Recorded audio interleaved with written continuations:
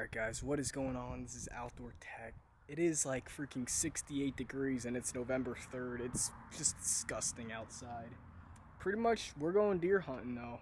I set up a game camera in this little area of woods that I've just kind of been scouting just not too long ago, and it kind of seems like the game camera shows that there are deer, buck. They kind of come in at around 5:30 to 5:45, and right now it's only about like 3:15, but we want to get in there way earlier so that we don't push these deer when they do come in on that last half hour of light.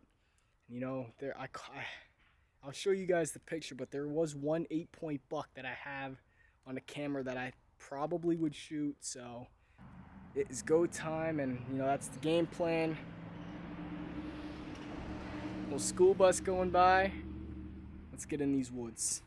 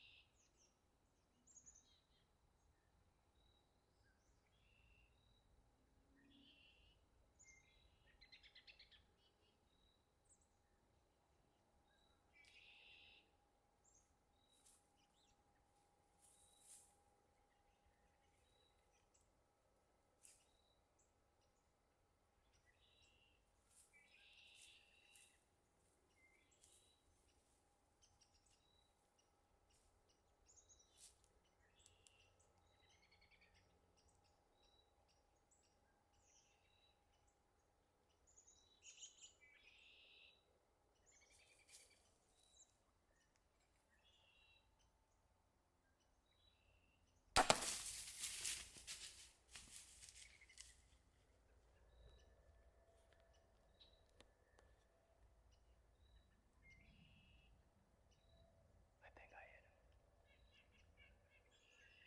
Stay down.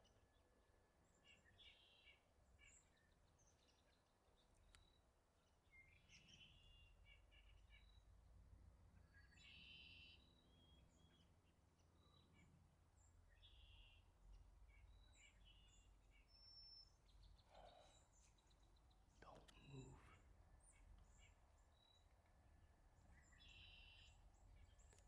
Oh my god. Go down. Fall.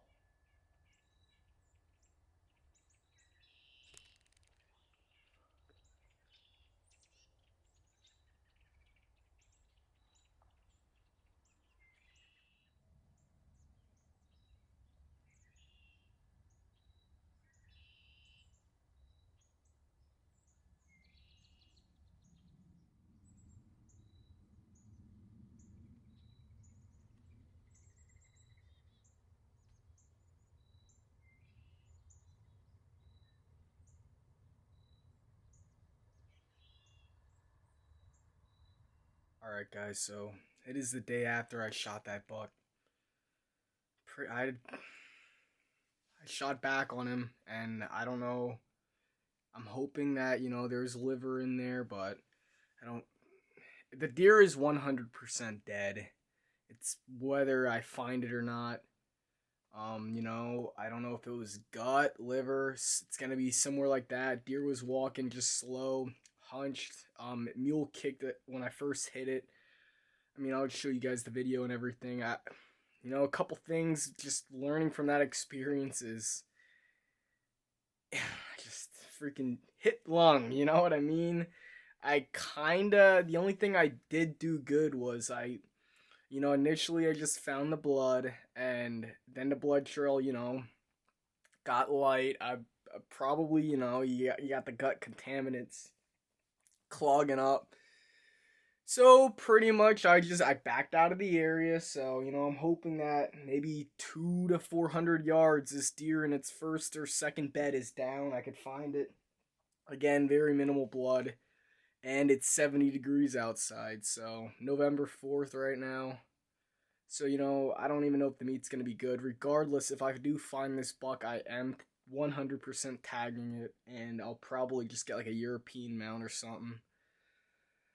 You feel terrible. I mean, everybody experiences this. I'm just going to take it as a learning experience to just, I did everything right in terms of like being patient, letting it go broadside, but like in the back of my mind, it saw me up there, and it didn't run away, you know what I mean? So, but like, I just think my nerves got the better of me, just because in the back of my mind, I'm like, this thing is gonna like dart any second, but it just didn't, and I couldn't have asked for a better opportunity, and I full blown choked. So, I put hours in the tree stand, and well, here's the recovery process.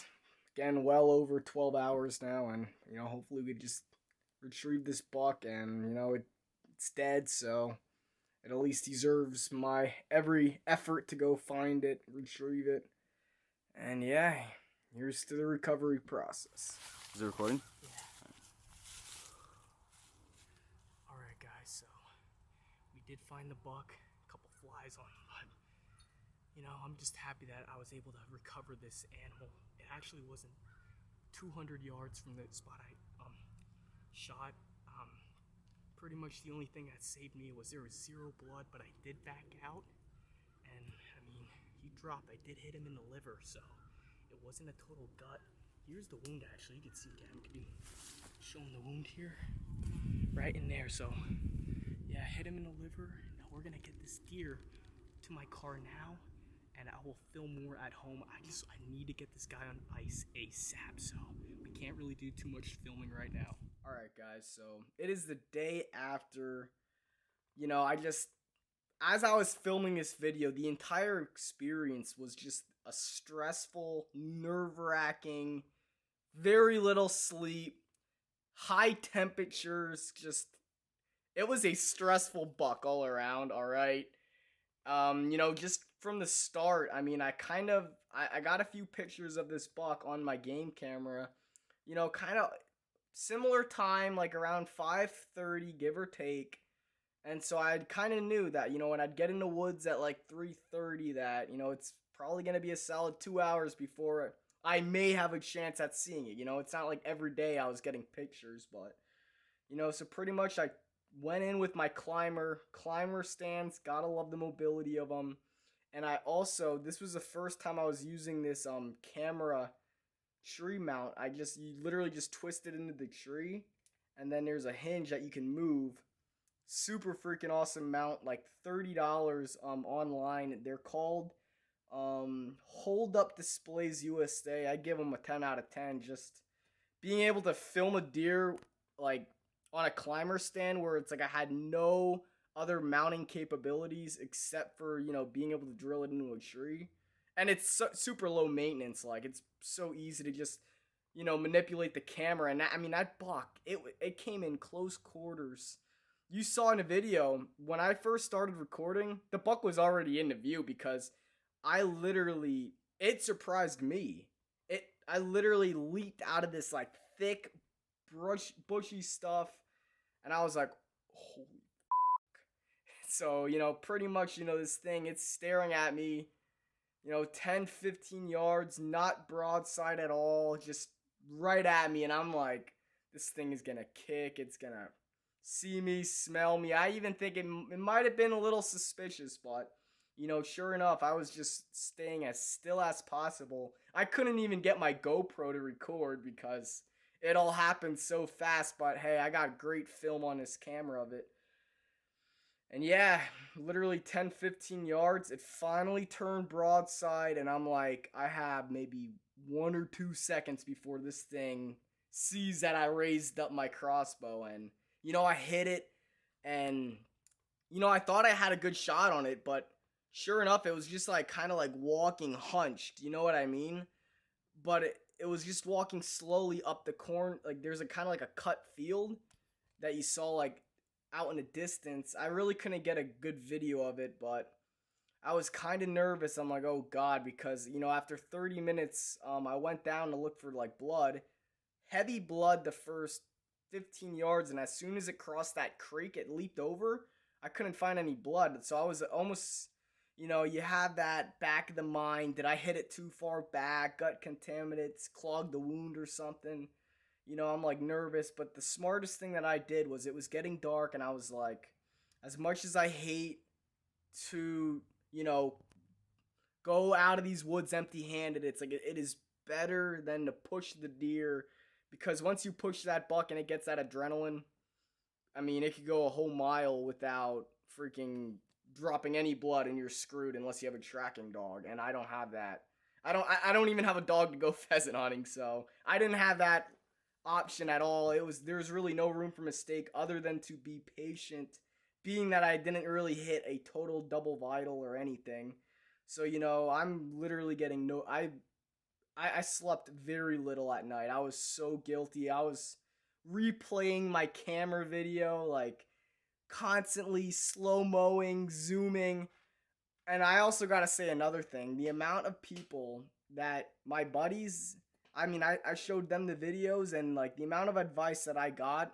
If you guys are watching this, shout out to you guys. You guys know who you are.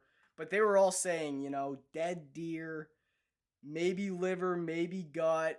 Like, it's a dead deer, but I just kind of gave it that 10 to 12 hour, let it bed in the first bedding area. But, I put my tag on it and everything, and I was just, all in all, I'm just so thankful. It's like I work hard for it.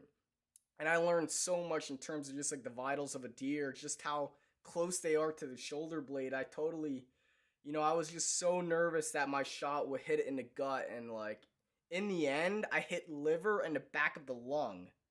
But I was like looking at the blood, and there weren't any bubbles. It was kind of like, I mean, there was some dark blood, so I did kind of assume liver, but I mean, I was just constantly replaying my video back and forth at night. But, in the end, it was all a happy ending. Whitest rack I ever hit, for sure. 7-point, and just a beautiful deer. So, I hope you guys enjoyed that video, and, subscribe if you like my other videos, my content, what I'm doing. And, yeah, that's about it. Outdoor Tech out. Peace.